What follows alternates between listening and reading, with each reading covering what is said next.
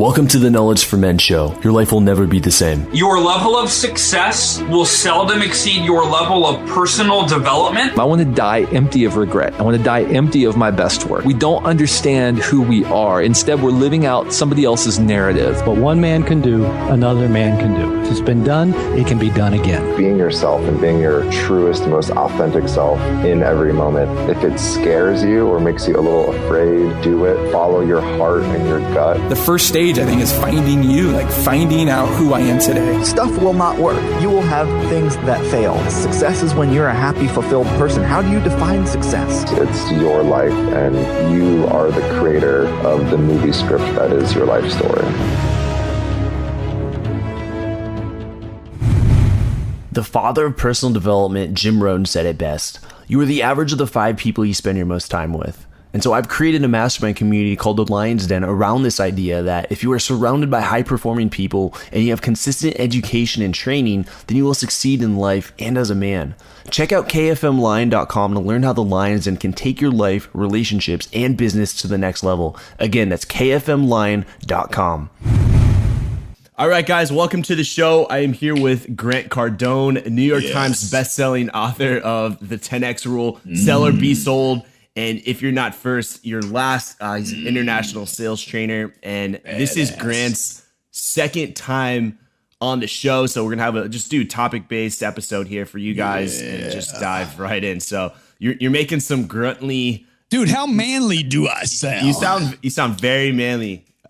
You sound like you're number one, knowledge for men. Sound like a man. Act like a man. Be a man. That's what they say, man. That's what they say. So this episode, we're not going to just go into the traditional format of what I normally do, but I wanted to make this just stupid simple. But for a lot of people, it's not that simple. But why don't people take action when they have all the resources to do something? Because, basically people have been told, and this is not being acknowledged by anyone, our schools, our churches, our politicians. You have been told so many times not to take action. Like, you have to get that handled, folks. You got brakes that are in life. It'd be like getting in your car and you have the emergency brake on. You pulled the car into the valet at the Fontainebleau in Miami. And when you got back in the car, they set the emergency brake. By the way, I never use the emergency brake in my car, even in San Francisco. They set the emergency brake and you didn't realize it, and you're driving down the street. Your entire life has been spent with your parents, teachers, friends, brothers, uncles, aunts, with your emergency brake on, and you're trying to run your vehicle, your car, your idea, your business with this emergency brake on, which is be careful, slow down, fly under the radar, don't take action, don't talk to strangers, all these, who knows how many messages that say don't accelerate, don't be brilliant, don't be a genius, don't just take action. And then you see the guy that procrastinates because he says, I'm a perfectionist. No, you're not, dude. You don't do anything. You're not a perfectionist. That's a nice, pretty, polished word for I am not producing. Same thing for writer's block. The guy's like, I got writer's block. No, you ain't. You ain't writing. Just write.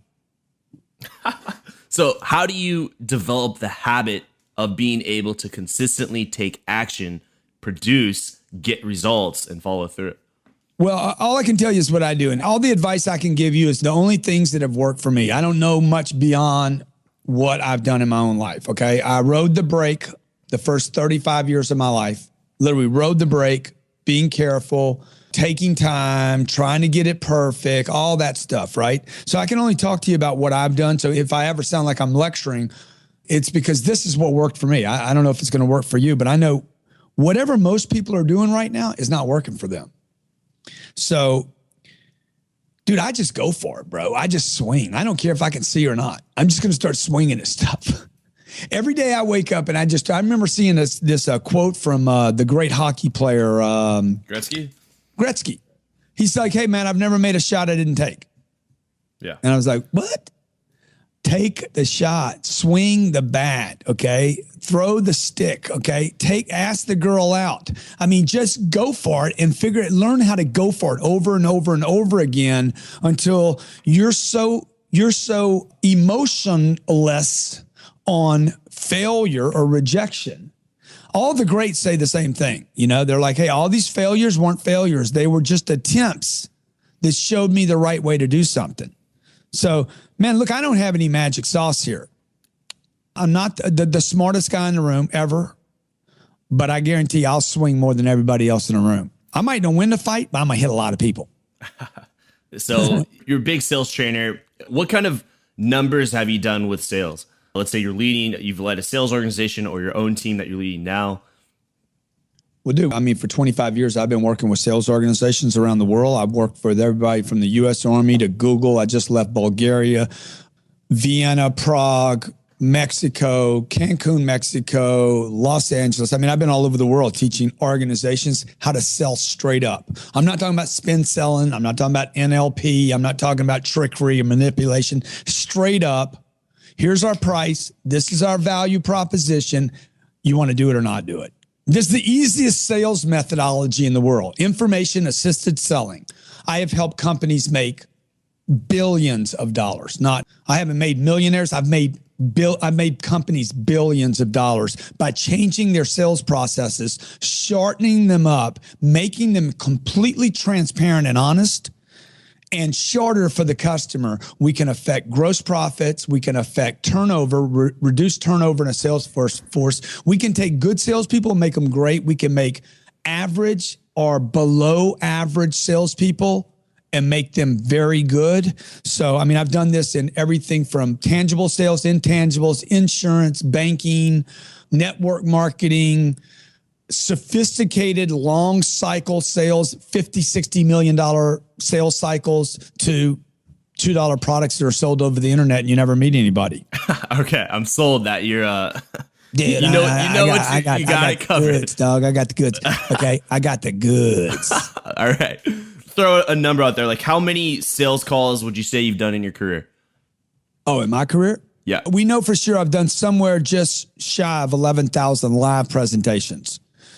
How many phone calls? Yeah, I want the nitty gritty. It'd have to be at least, I don't know, 30 or 40 times that. Yeah. So I've made hundreds of thousands of phone calls. Okay. And of all those phone calls, even you trying to depress me, bro? You wouldn't trying to? Yeah, I'm psychology and you right NLP. Okay. No. What I'm trying to get to is you have made. It sounds like over 50,000 sales calls you've done over. It sounded like over 10,000 live presentations. But with these sales calls, how many rejections would you say you've experienced? Oh, most of them, man. Yeah. I probably fail 90% of the time. I mean, if I was in baseball, they wouldn't even renew my contract. They'd send me to the minors. Okay. You know, the beautiful thing in business, man, you could fail 90% of the time and still be a freaking millionaire in business. Yeah. That's what I'm getting to. You don't have to be a 300 hitter in this game.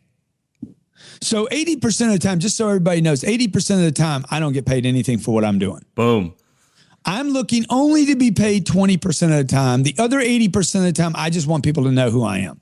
The first trick to sales is to open up your funnel. You got to get your funnel. If you don't want to be a great salesman and you never want to learn how to close deals and you never want to apply pressure on anyone, then you need to fill your funnel up, your opportunities, your pipeline up so big that it just pukes on you either way.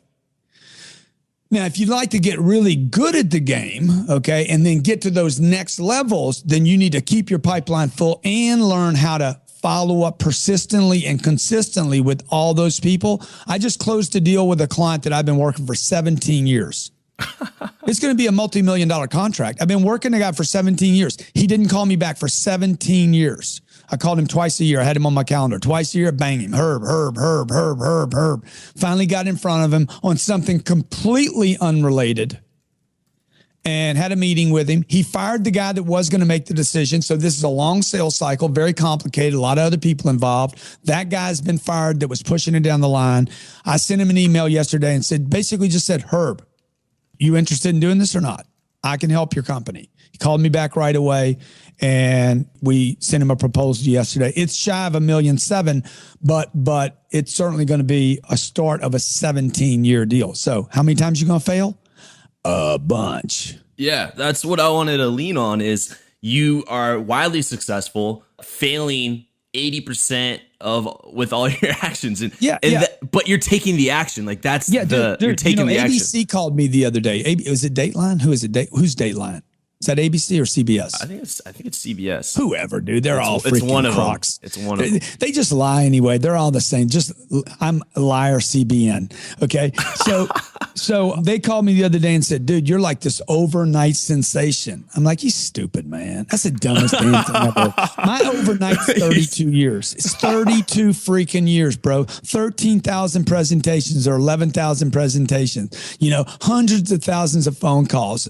I've been through probably 400 or 500 employees. Okay. I've been through managers, general managers, vice presidents. I've been through 7 different states. I got 4 million miles on me. You guys call this freaking overnight success? No wonder TV won't be around at the end of my lifetime.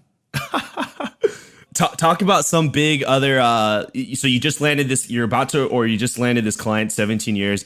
Anything like that where it failed, where you put in years and years of work and this project, this client, this whole thing failed? I know you don't like to talk about these, but I don't mind talking about it. This is important. When I fail, bro, when I fail is when I quit. It's the only time I fail is when I quit. So you never fail. I know there's things that haven't happened yet. Okay. I'll give you an example. Okay. I've been trying to get a TV show now for about 5 years. I haven't closed the TV show yet, but I know for sure I will get it because you are guaranteed success if you just apply the right energy. You're guaranteed. This is the simple success formula. Okay.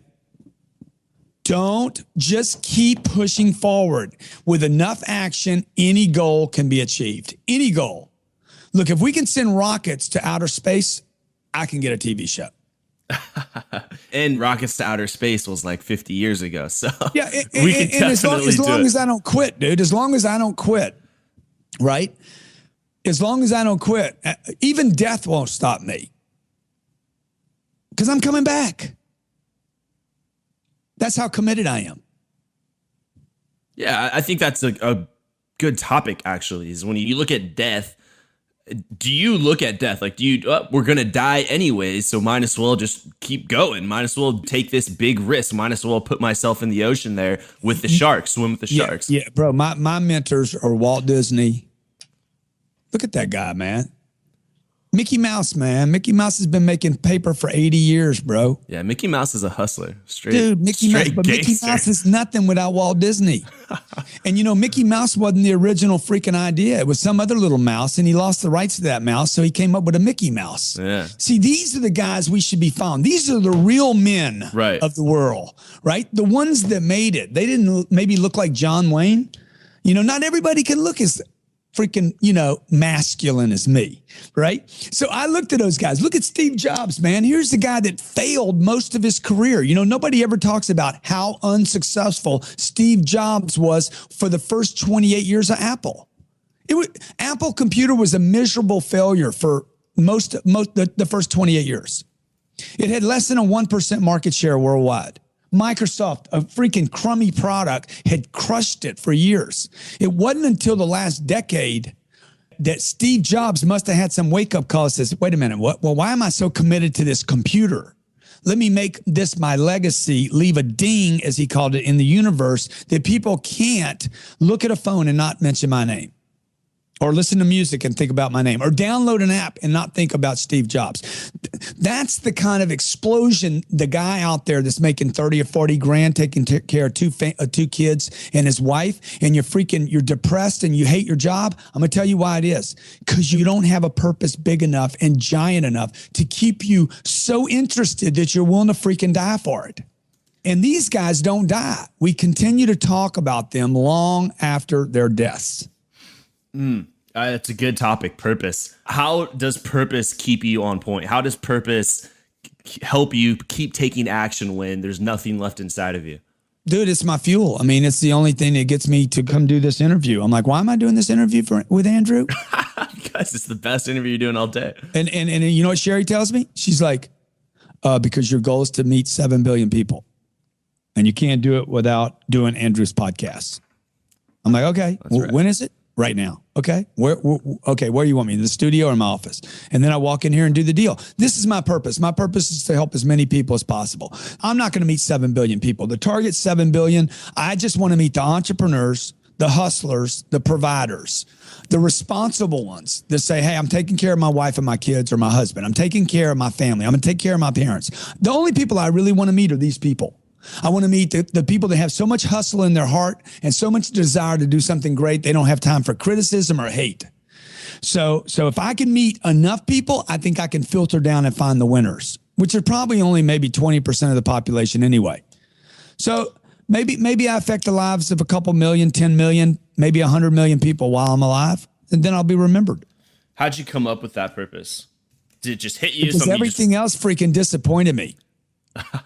The money disappointed me. The best-selling book wasn't enough. The happy marriage wasn't enough. The 2 kids weren't enough. None of it is enough for me, okay? My dreams, my original purpose was with me, and I know a lot of people have a hard time hearing this, but your dreams were with you before your wife was and before the kids. But what I see most guys do, most guys abandon their dreams and then say they're a good father. How can you be a good father if you abandon your first, what is it called, offspring? Your first offspring is your dream and your purpose. That's long before the kiddos. If you could literally take that offspring, dreams, your purpose, the original, the reason you're here, your purpose, okay, before your wife, before the kids, then if you don't never abandon that, how good of a father would you be? I think you'd be a freaking better father. And you'd be able to set that example to your kids to say, don't abandon your offspring, your dreams and your purpose. Now, I had this purpose when I was maybe, I don't know, it was young, 5 or 6 years old. I already knew I wanted to be a writer. My dad used to write in calligraphy. There was something about that was just provoking to me. My older brother had this silver tongue. He could speak to anyone about anything. I mean, the guy was freaking like, he comes in one night at 2:00 in the morning, convinces me to eat peanut butter on an onion with red pepper. And I'm like, yeah, let's do it. Okay, sounds like a good idea. And he figured out how to convince me to do it without him doing it. And then while my freaking mouth's on fire, he goes to sleep. So I'm like, okay, I got to learn how to speak. Okay, and I got to learn how to write. And then somewhere in between that, I made a decision on my own that I wanted to help people. And so those are a combination. Everybody has it, man. Just nobody's paying attention to it because you're too busy bitching about I can't pay the bills. Look, if you can't pay the bills, you can't find your purpose. I love being interviewed by you, man, by the way. You're one of the best freaking hosts I've ever had. Why do you say that? Because you lob them up, dude. You lob them up. I'm only 5'8"? But I could do an alley-oop the alley-oop. Is that where the dunk? I dunk? I come in dunking? Yeah. Like I set you up. You set up good. Yeah. Yeah. Thank you. Yeah. You're welcome. So you made a lot of money in your career and you've helped a lot of other people make a lot of money. At what point do you see money just not being relevant? I see a lot of people just stop after the $10 million point. If you don't have anything else besides money motivating you, such as a purpose, does that prevent people from really achieving greatness? Well, I mean, I know people with $10 million and they're not happy. I don't want that deal. I know people probably got hundreds of millions of dollars and they're not happy. I don't want that. I want to be wealthy. I don't want to have a limit on it. You see top NASCAR racers, they win a race and what do? They go run another race. You get to quit once, maybe you get to come back a couple times, but why, if you're doing something you love to do, okay, why would you want to quit the deal? Jay-Z and Beyonce, they're worth $1 billion together. Yeah. They're out freaking doing concerts and tours. Why? They either love their fans, love their job, love the creation, trying to leave a legacy or some combination of all that. I don't know. Maybe they just like the paparazzi. Maybe they like it all. I'm the guy that likes it all. I want it all. I want everything. I want the happy life, the happy wife. I want the freaking money in the bank. I want $1 billion in a freaking happy account and $1 billion in a couple of bank accounts. Yeah, I like that. I asked my 6-year-old the other day, I said, which company do you want to run? You know what she says at 6 years old? Which one's got the most money? Seems like the right answer to me. I mean, I don't know. Some people think, you're ruining your kids. You're spoiling them. Look, my kid's not going to get anything. Okay. My kids don't get anything now. They want a piece of gum, 25. Give me 25 freaking push-ups. Okay. You want a piece of gum, one piece of gum, run around my balcony 10 times. Okay. That's almost a mile.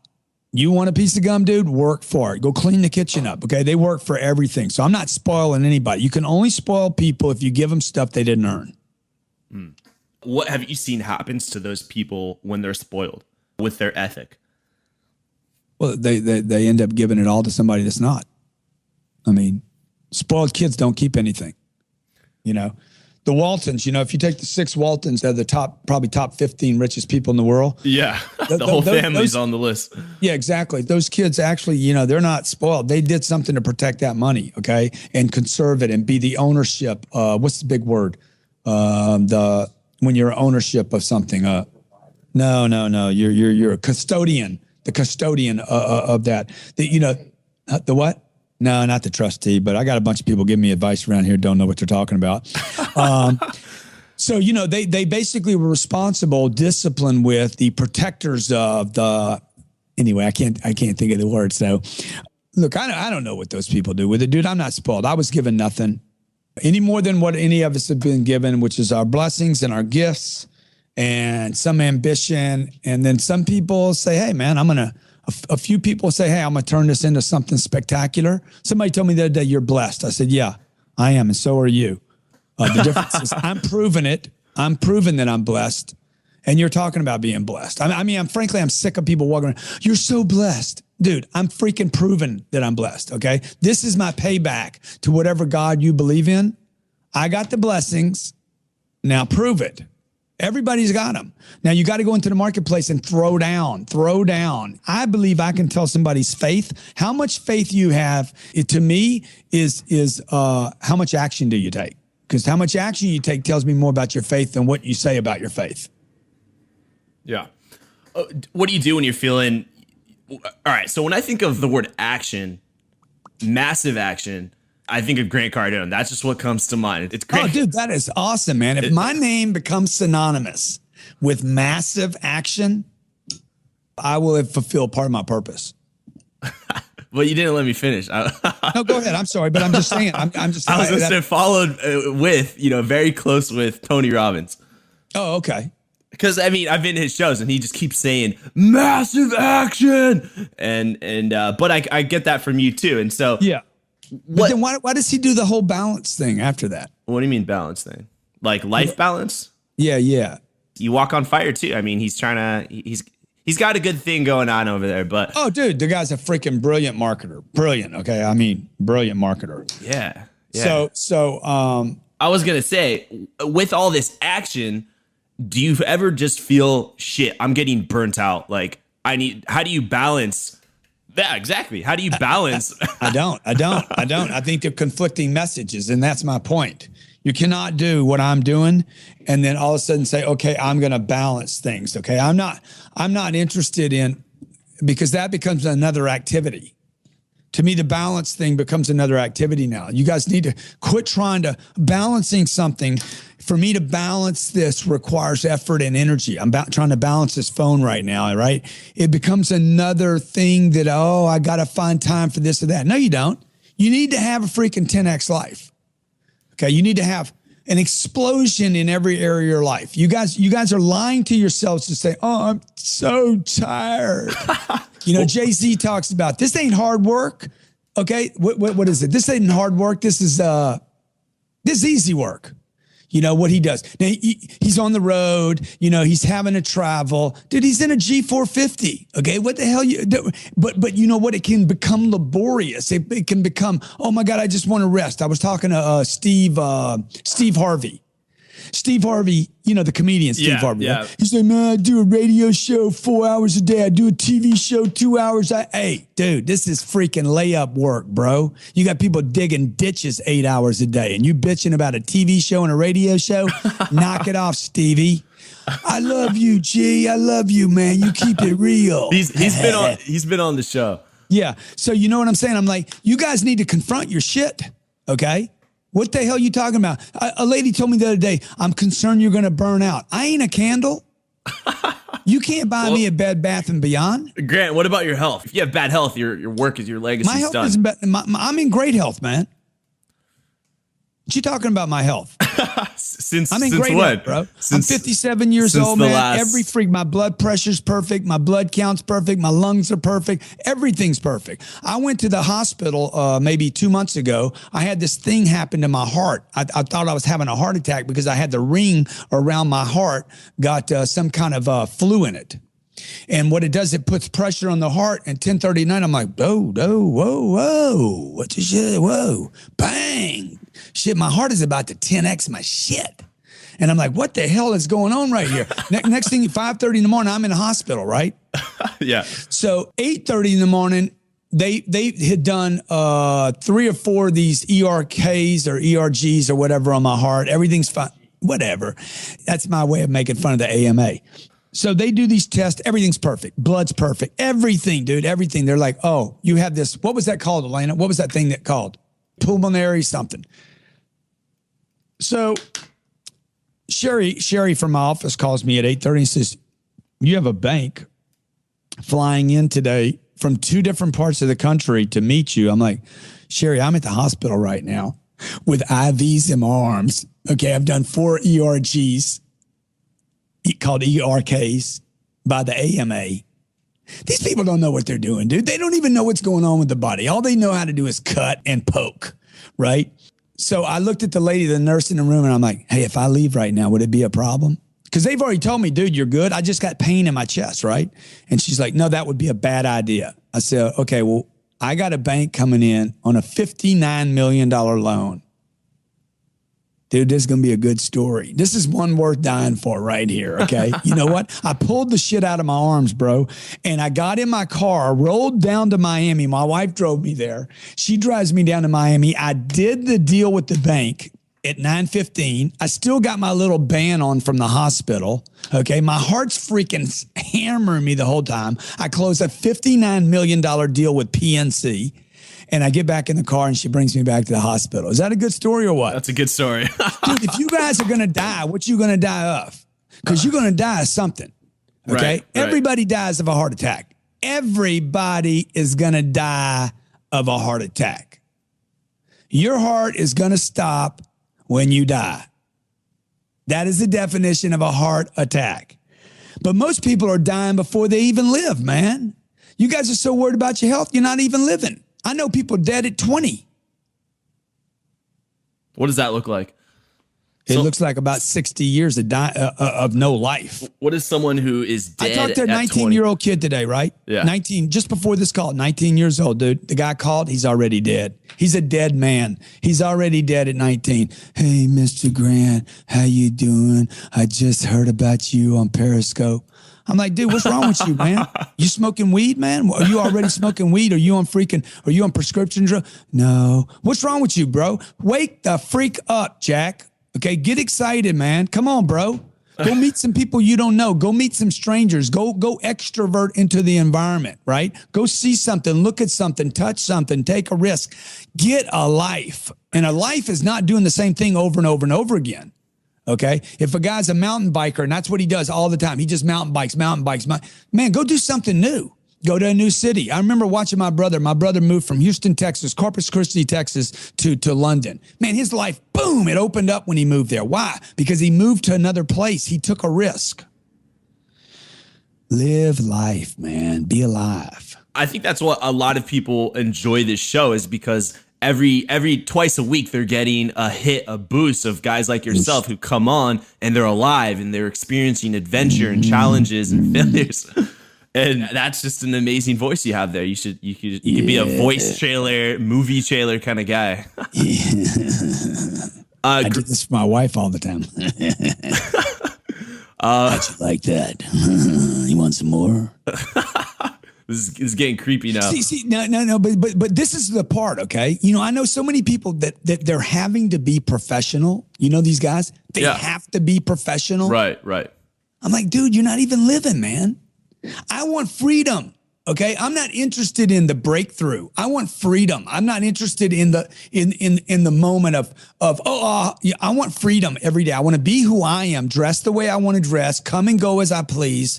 You know, take care of my family. I don't want to have any regrets, if possible, if that's even possible. I don't even know if it is. I want freedom. Okay. For me to have freedom, I need to know who I am. I need to know what I stand for. I need to know that I'm delivering every day. I need to know that I'm taking care of my family. I got to have some money, got to have some bank, got to have a purpose.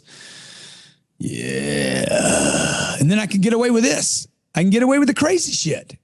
Yeah. I don't want to be the guy on Wall Street, dude, that's got to watch what he says. Okay. I don't want to be the guy that, makes it and then he's got to pull the curtain over him because he doesn't want anybody to know who he is because he's worried about the lawsuit. Yeah. Yeah, absolutely. Freedom to be yourself. Yeah, man, that's what I'm talking about. You got to create that for yourself. You've got to go and live and, like you're saying, experience life. Yeah, and you got to experience it in business, not just on the weekends. This isn't. I used to do this thing called this weekend warrior thing, dude, but it was just the weekend. And that's the problem with all these weekends. You go off to the weekend trust walk and you do it at the Four Seasons and you go back Monday and Tuesday, but you don't even trust yourself. What is weekend warrior? Are you saying like you go out and live life only twice a week? Yeah. No, these guys would go out in the woods and basically have a moment. But dude, it's a moment. This isn't the law of attraction. Okay. The law of attraction says if you stand in the mirror and talk to yourself, I'm rich, you're going to get rich. No, you ain't. No, you ain't. You ain't going to get rich talking to yourself. You're going to get freaking institutionalized.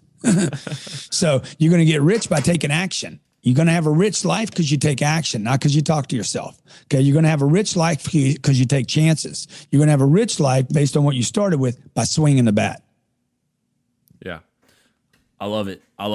And you talked about a TV show, Grant. Last time we talked, you were in Miami. Is that right? Everywhere, bro. I'm everywhere. Yeah. You sound like Batman right now. You should get ready for that. What do you think of the new HBO show Ballers? It's in Miami. I'm looking forward to watching it.